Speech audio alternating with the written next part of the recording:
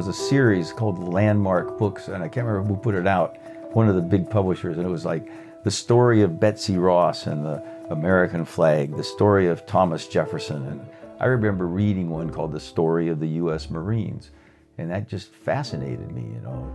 But more importantly, it was this thing, I mean, like the guys on the football team, the good athletes, the good runners, when they left high school, they would go down to some mysterious place called San Diego, MCRD, Marine Corps Recruiting Depot, and they'd come back, first of all, with suntans, which we never saw where we lived.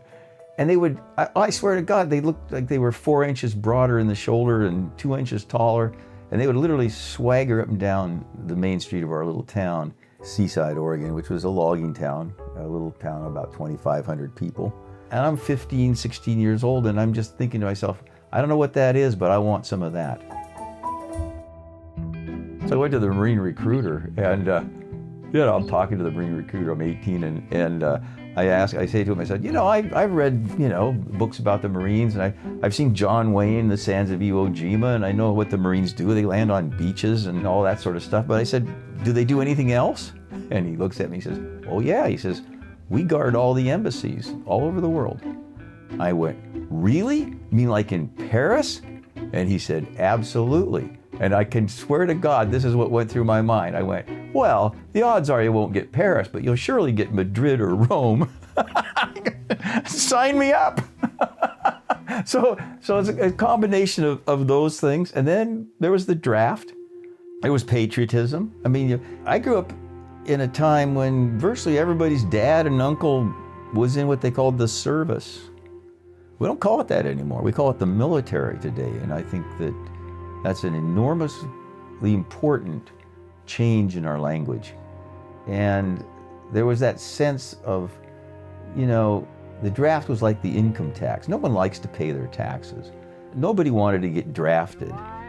But you sort of felt like you owed your country. It's like, the country won't operate unless you pay your taxes. We don't, the roads don't get fixed unless you pay your taxes. The country isn't safe unless when they draft you, you go and do your bit.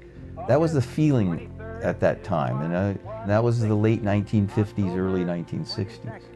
So there was that, and there was the fact that, I wonder if I can do it. It's sort of a young man, challenge. Can I make it? So I joined when I was 18 in a program called PLC, Platoon Leaders Class. It was a classic Marine Corps program. It was like they didn't give you any money. You joined as an enlisted in the reserves, and you went off to Quantico in the summertime. And if you survived what was just the same as boot camp, then you got to go to college. But they didn't pay you, and you just went back in the summer again. And at the end of that, you got a commission if you graduated from college. I went to Oxford on a scholarship in 1967. I thought that would be, something the Marines wouldn't let me do because the Marines were really short of junior officers, and they were great. They said, go ahead, it's a great honor. I got a Rhodes, and after about 6 or 8 weeks over there, having a wonderful time,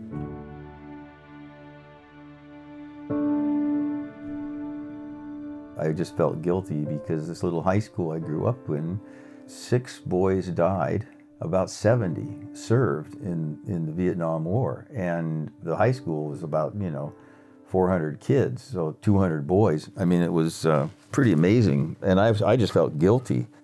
I wasn't pulling my oar. I wasn't contributing like they were. They were putting themselves out there, and I was hiding back. And I was always raised never to do that. I mean, that's just something that you don't do. If your friends are risking themselves, then you go out there with them. And I was choosing not to do that. I was letting them take the risk, and I felt like I used the word, I was hiding behind the privilege. Most of the guys I went to high school with, they didn't even go to college. That's why such a large percentage of them served in Vietnam, because in those days the draft was very unfair. You could get out of service if you got a doctor to say that you had a bad knee, or if you could say that you were gay, or you could say, any number of things. And the one was the legitimate one, which is for a long time called the 2S deferment. If you were in college, they wouldn't draft you, which is horribly skewed toward the wealthier part of the country. But it didn't make sense to me. I mean, it was a war that was just not making sense. I mean, we were getting into, trying to measure the war by how many people we killed. That's not a moral situation. Killing people in the military is a consequence of trying to get something else done. That's the objective, and if people get killed on the way, that is warfare. But an objective of just killing people is, in my opinion, immoral. And we didn't have an objective other than, save the South Vietnamese government. But that was looking a little dicey because it was clearly a corrupt government. On the other hand, I mean, I could see that the North was a totalitarian government. That didn't look good. It was just a mess, and it was a moral mess. And so, you'd say, well, then you shouldn't go. But I had sworn an oath to uphold the Constitution of the United States. And I took my oath seriously. I mean, I swore to God that I would uphold the Constitution of the United States. And the Constitution of the United States says that the President of the United States is the Commander-in-Chief of the military. Civilian control of the military is absolutely essential. And if the military decides that it doesn't want to do what the civilians ask it to do, you got a banana republic. And so you can't have a military where individual people say, I don't think I'm going to, I don't agree with the president. To uphold the Constitution of the United States, you either have to, resign or do what you're told. But now all of a sudden we're fighting a war, which, the civilians in control decided to put us into. Well, now I've got two moral issues, both of which I agree with, which is that the war is wrong, but I'm already in the military, and I swore an oath to do what the Constitution had set up. That was my moral dilemma, and I was very acutely conscious of it. My girlfriend at the time said she'd go to Sweden with me. She didn't want to go to Algeria.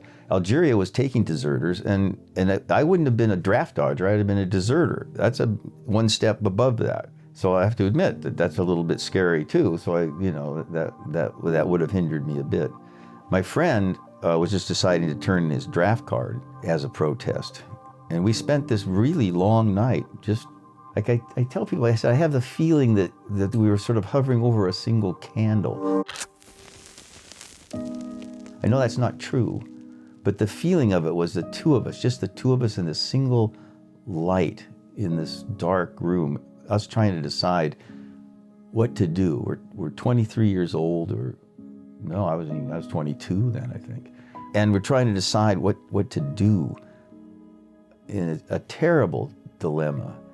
And believe me, a Rhodes Scholarship is nothing that you throw away. We didn't throw them away. We gave them up with a great deal of reluctance. But we made the decision that I'd send my letter into the Marine Corps and I'd go to Vietnam, and he turned his draft card in and got out of England and got to Canada.